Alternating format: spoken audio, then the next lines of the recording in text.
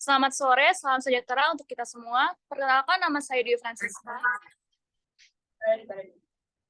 Selamat sore, salam sejahtera untuk kita semua. Perkenalkan, nama saya Dwi Francisca dengan NIM AKI 150 selaku moderator pada hari ini yang bertugas untuk memandu jalannya diskusi. Untuk materi yang akan dibahas hari ini yaitu Pancasila sebagai dasar negara. Untuk kelompok yang akan presentasi, dipersilahkan memaparkan materinya.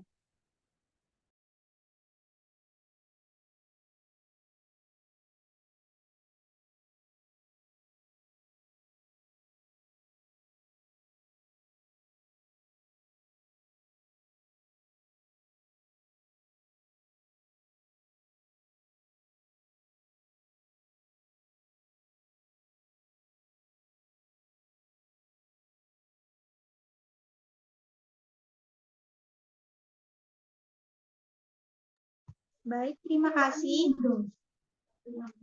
Untuk selanjutnya izin share screen dulu ya. Sebentar.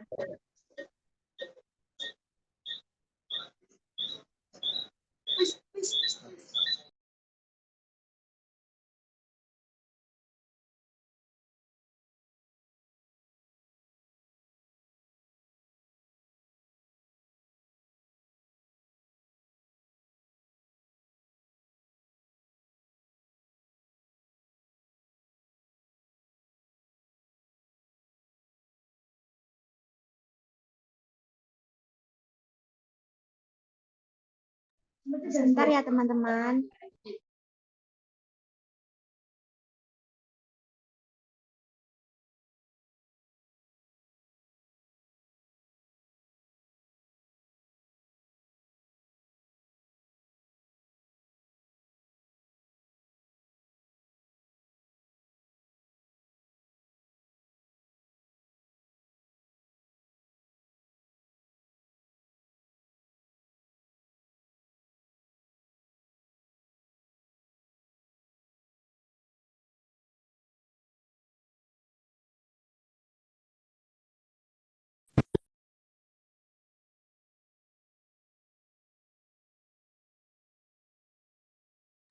Bima minta tolong ini share screen-nya nggak bisa. Soalnya hostnya nggak ngizinin.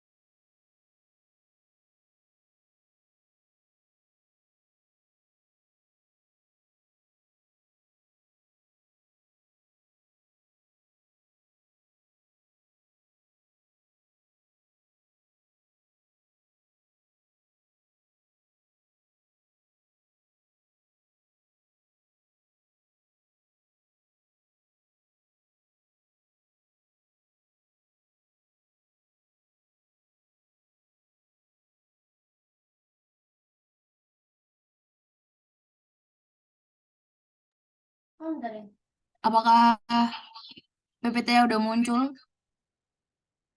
Siap, sudah. Oke, thank you. Baiklah, langsung kita mulai untuk materi yang pertama. Next, Mbak. Oh iya, sebelumnya perkenalkan. Saya Malikul Anglandari dengan NIM akhir 156. Saya Raisita Ega Maeswari dengan NIM akhir 163. Saya Cindy Elvianti dengan NIM akhir 181. Saya Eka Bima Ramadhani Raisa Lambda dengan NIM 172. Next. Baik, langsung saja kita masuk ke materinya ya. Yang pertama ada Pancasila sebagai dasar negara. Secara etimologis, istilah dasar negara maknanya sama dengan istilah Grundnorm atau norma dasar, Rechtsstaat atau cita hukum, Staatsrecht atau cita negara, filosofis, Grundsatz atau dasar filsafat negara. Banyaknya istilah dasar negara dalam kosakata bahasa asing menunjukkan bahwa dasar negara bersifat universal. dalam arti bahwa setiap negara memiliki dasar negara. Secara terminologis, dasar negara dapat diartikan sebagai landasan dan sumber dalam membentuk dan menyelenggarakan negara. Dasar negara juga dapat diartikan sebagai sumber dari segala sumber hukum. Next. Selanjutnya, makna Pancasila sebagai dasar negara. Pancasila sebagai dasar negara adalah fondasi bagi pembentukan negara bangsa. Pancasila sebagai dasar negara merupakan cita negara sat side dan cita hukum red side yang berkembang menjadi stats fundamental, norma bersifat konstitutif dan regulatif. Pancasila sebagai dasar negara adalah asas dari hukum positif yang berlaku di NKRI, dengan kata lain merupakan sumber dari segala sumber hukum. Pancasila sebagai dasar negara menunjukkan menjiwai UUD NRI 1945 dalam mengatur penyelenggaraan negara serta menata kehidupan warga negara dalam bermasyarakat. Next. Selanjutnya ada kedudukan Pancasila sebagai dasar negara bagi bangsa Indonesia. Berdasarkan gambar tersebut menunjukkan bahwa tata urutan peraturan perundang-undang di Indonesia bertingkat dan berjenjang, seperti termanifestasi dalam Undang-Undang Nomor 12 Tahun 2011 tentang pembentukan peraturan. Perundang-undang yang tercermin pada pasal 7 yang menyebutkan jenis dan hierarki peraturan perundang-undang yaitu 1. Undang-Undang Dasar Negara Republik Indonesia. 2. Ketetapan MPR. 3. Undang-undang atau peraturan pemerintah pengganti undang-undang. 4. Peraturan pemerintah. 5. Peraturan presiden. 6. Peraturan daerah provinsi. Dan 7. Peraturan daerah kabupaten atau kota.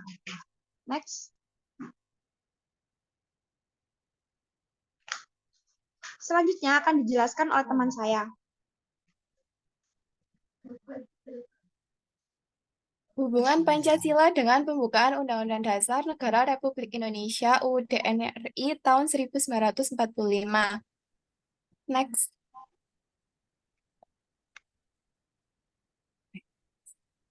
Yang pertama, makna alinea pertama, pembukaan Undang-Undang Dasar Negara Republik Indonesia 1945.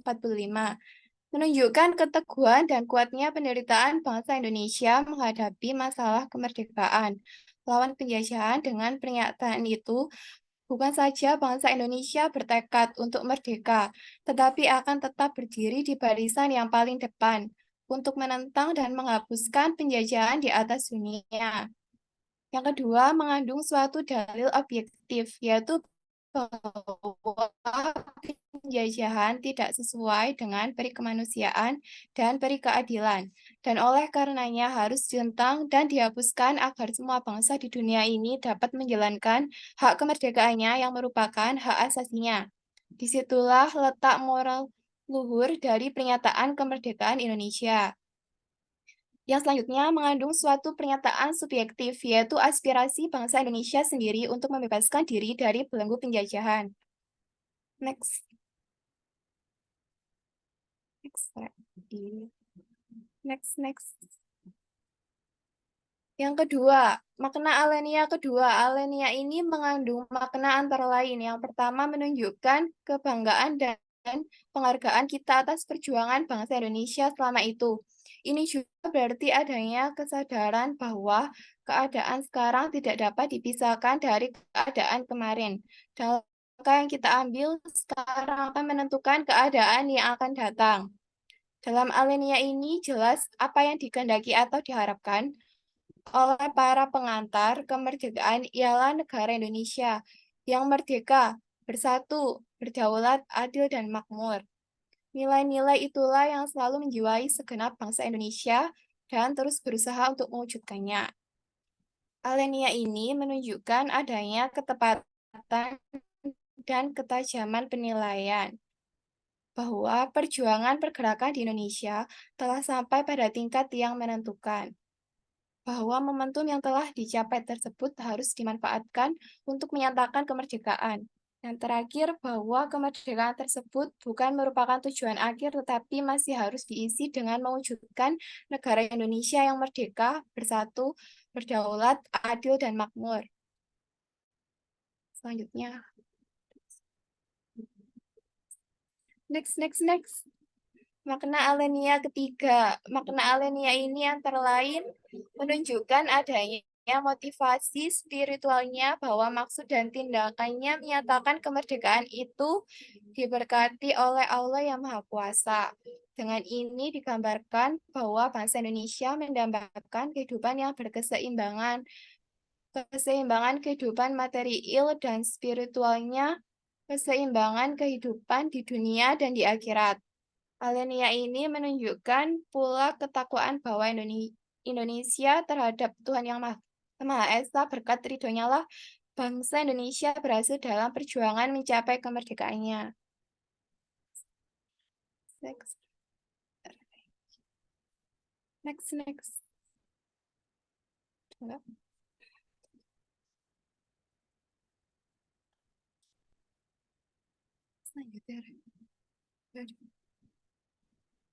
Makna alenia keempat. Makna alenia ini antara lain menegaskan negara Indonesia mempunyai fungsi yang sekaligus menjadi tujuannya, yaitu melindungi segenap bangsa dan seluruh tumpah darah Indonesia, memajukan kesejahteraan umum, mencerdaskan kehidupan bangsa, dan ikut melaksanakan ketertiban dunia yang berdasarkan kemerdekaan, perdamaian abadi, dan keadilan sosial. Negara Indonesia berbentuk republik dan berkedaulatan rakyat. Negara Indonesia mempunyai dasar falsafah Pancasila, yaitu ketuhanan Yang Maha Esa, kemanusiaan yang adil dan beradab, persatuan Indonesia, kerakyatan yang dipimpin oleh hikmat kebijaksanaan dalam permusyawaratan atau perwakilan, dan keadilan sosial bagi seluruh rakyat Indonesia.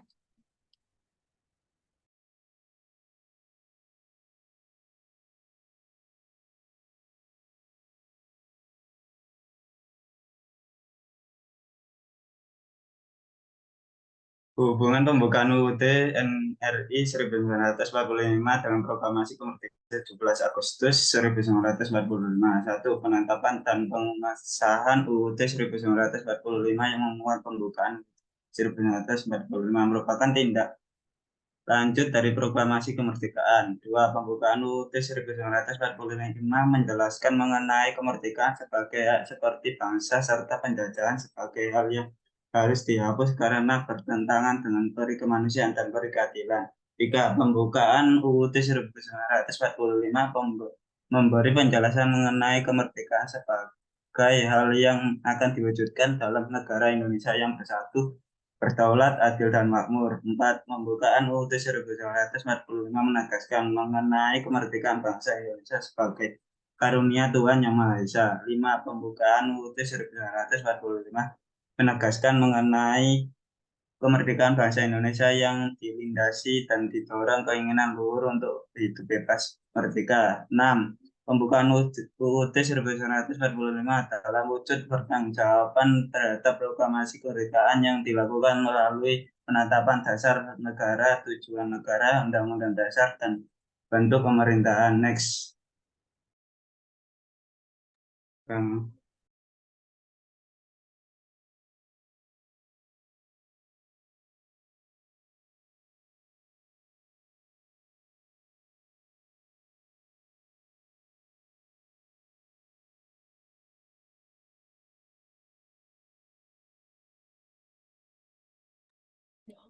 Hubungan Pancasila dengan pasal-pasal UUD NRI 1945.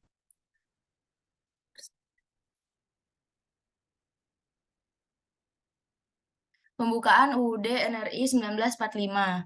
Pembukaan UUD NRI 1945 mencantumkan Pancasila sebagai dasar negara Indonesia. Pancasila diakui sebagai ketuhanan Yang Maha Esa, kemanusiaan yang adil dan beradab, persatuan Indonesia, kerakyatan yang dipimpin oleh hikmat kebijaksanaan dalam permusyawaratan perwakilan, dan keadilan sosial bagi seluruh rakyat Indonesia. Pasal 1 ayat 3 UUD NRI 1945. Pasal 1 ayat 3 UUD NRI 1945 menyatakan bahwa negara Indonesia berdasarkan atas hukum dengan tatanan yang demokratis dan berlandaskan kepada Pancasila. Hal ini menekankan bahwa Pancasila bukan hanya sebagai dasar filosofis, tetapi juga sebagai dasar konstitusional negara Indonesia. Hubungan dengan pasal-pasal lain dalam UUD. Pancasila sebagai dasar negara menginspirasi isi pasal-pasal lain dalam UUD NRI 1945. Misalnya, prinsip-prinsip Pancasila tercermin dalam berbagai ketentuan UUD yang menekankan kemanusiaan, keadilan, persatuan, dan demokrasi. Pelaksanaan nilai-nilai Pancasila. Pancasila bukan hanya sebagai simbol atau teori dalam UUD, tetapi juga diimplementasikan dalam berbagai aspek kehidupan negara, termasuk dalam pembentukan kebijakan, hukum, dan tindakan pemerintah. Pemeliharaan dan pengembangan Pancasila. UUD NRI 1945 juga memberikan landasan hukum untuk pemeliharaan dan pengembangan Pancasila. Misalnya, lembaga-lembaga seperti Majelis Permusyawaratan Rakyat (MPR) memiliki peran dalam memelihara dan mengembangkan Pancasila. Sistem pemerintahan negara menurut UUD NRI tahun 1945, hasil amandemen 2002. Undang-Undang Dasar Negara Republik Indonesia tahun 1945 telah mengalami sejumlah amandemen, termasuk yang terakhir pada tahun 2002. Berdasarkan hasil amandemen tahun 2002, sistem pemerintahan negara Indonesia masih didasarkan pada prinsip-prinsip demokrasi, negara hukum, dan sistem presidensial. Berikut adalah beberapa poin utama tentang sistem pemerintahan negara Indonesia menurut UUD NRI 1945 hasil amandemen tahun 2002. Yaitu ada Presiden sebagai Kepala Negara dan Pemerintahan, Dewan Perwakilan Rakyat atau DPR, Dewan Perwakilan Daerah atau DPD, Kabinet, Keadilan dan Hukum, Kebebasan Beragama, Kemerdekaan Pers, Pemerintahan Daerah. Kesimpulannya, Pancasila adalah dasar negara Indonesia yang menggambarkan nilai-nilai, prinsip-prinsip, dan ideologi yang menjadi landasan filosofis dan konstitusional bagi negara Indonesia. Pancasila menepati posisi sentral dalam konstitusi Indonesia dan mencerminkan tekad bangsa Indonesia untuk membentuk negara yang merdeka, adil, dan berdaulat. Terima kasih, sekian dari kelompok kami. Kurang lebihnya mohon maaf. Jika ada pertanyaan, bisa di komen di kolom komentar. Terima kasih. Baik, terima kasih untuk teman-teman yang telah membacakan materi pada hari ini. Untuk selanjutnya akan dibuka sesi tanya-jawab untuk 5 pertanyaan terlebih dahulu. Jika ada pertanyaan, dipersilakan tulis di kolom chat. Terima kasih. Bang.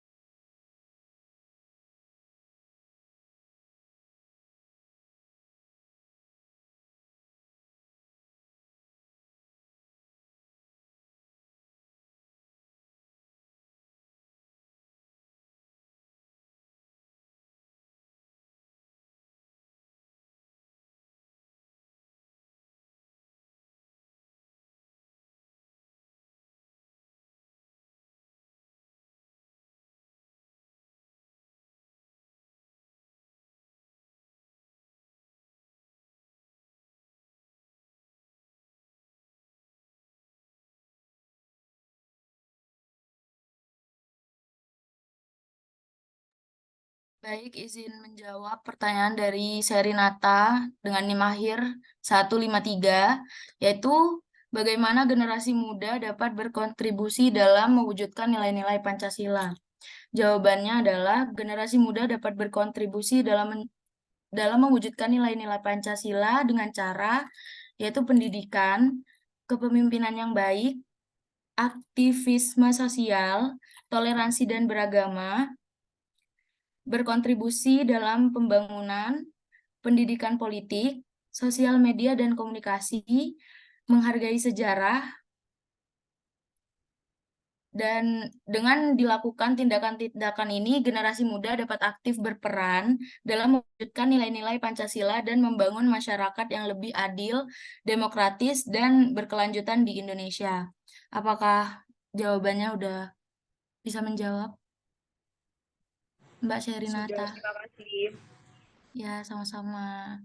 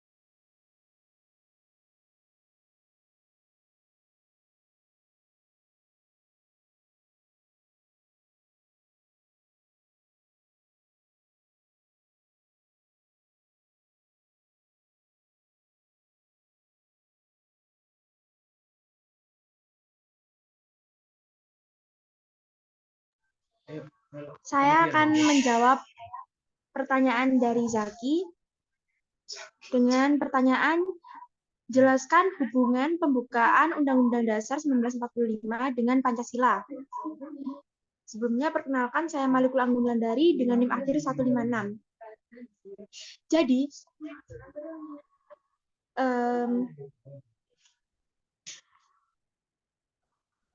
pembukaan Undang-Undang Dasar dengan Pancasila memiliki hubungan yang sangat berkaitan yang tidak dapat dipisahkan. Jika digambarkan, bisa digambarkan dengan Pancasila itu sebagai rohnya, sedangkan Undang-Undang Dasar itu sebagai raganya. Terima kasih. Mungkin ada tambahan dari teman-teman?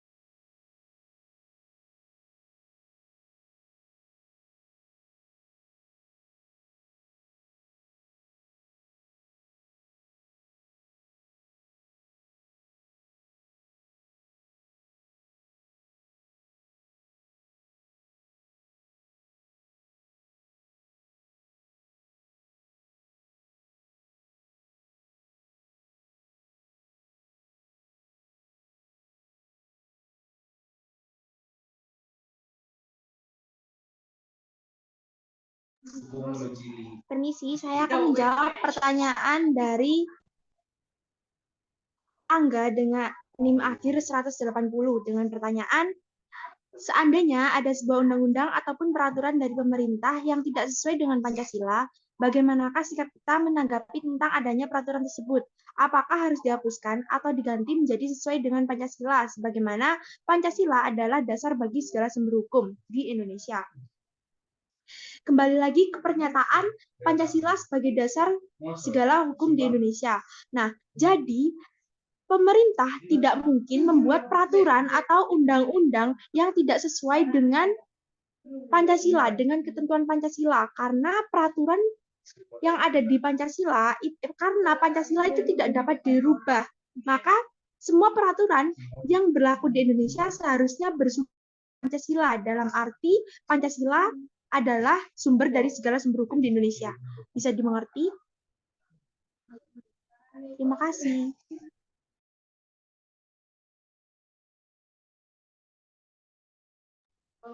Mas Angga, apakah jawaban dari saya kurang memuaskan?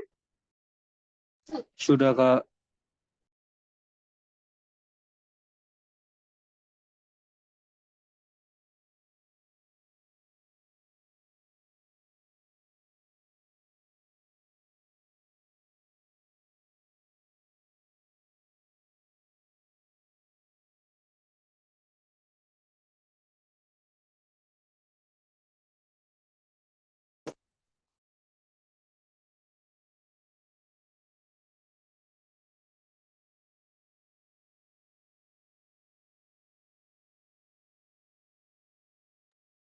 Sih, saya izin menjawab pertanyaan dari Safira Zulfa dengan NIM akhir 165, yaitu pertanyaannya adalah bagaimana sebagai generasi milenial mengambil tindakan dalam permasalahan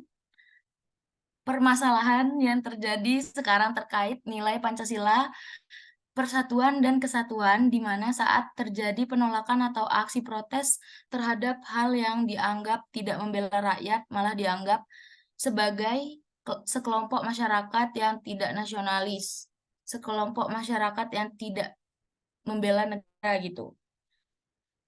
Sebagai seorang milenial, kita memiliki peran penting dalam menjaga nilai-nilai Pancasila, persatuan dan kesatuan, terutama dalam situasi di mana penolakan atau aksi protes terjadi terhadap hal-hal yang dianggap membela rakyat.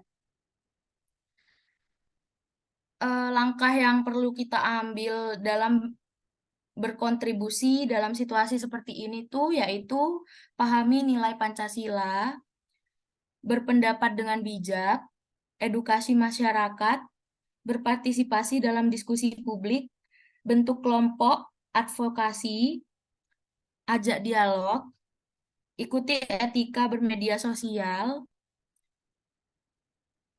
terlibat dalam kegiatan sosial, kritik konstruktif, dan jaga toleransi dan beragamaan. Perlu diingat bahwa perubahan memerlukan waktu, kesabaran, dan kerjasama. Sebagai generasi milenial, kita memiliki potensi besar untuk membantu menjaga nilai-nilai Pancasila, persatuan, dan kesatuan di tengah tantangan dan ketidaksetujuan dalam masyarakat. Apakah jawaban saya sudah memenuhi, Mbak Safira? Sudah. Oke, terima kasih. Apakah masih ada yang ingin bertanya?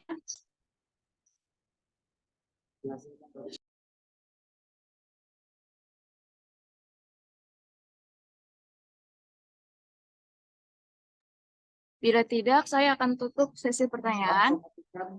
Baik, terima kasih kepada pemateri yang telah mempresentasi hari ini. Saya selaku moderator mengucapkan terima kasih untuk teman-teman yang sudah mengikuti jalannya diskusi hari ini dengan baik.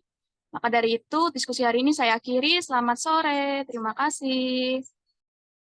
Terima kasih. Terima kasih.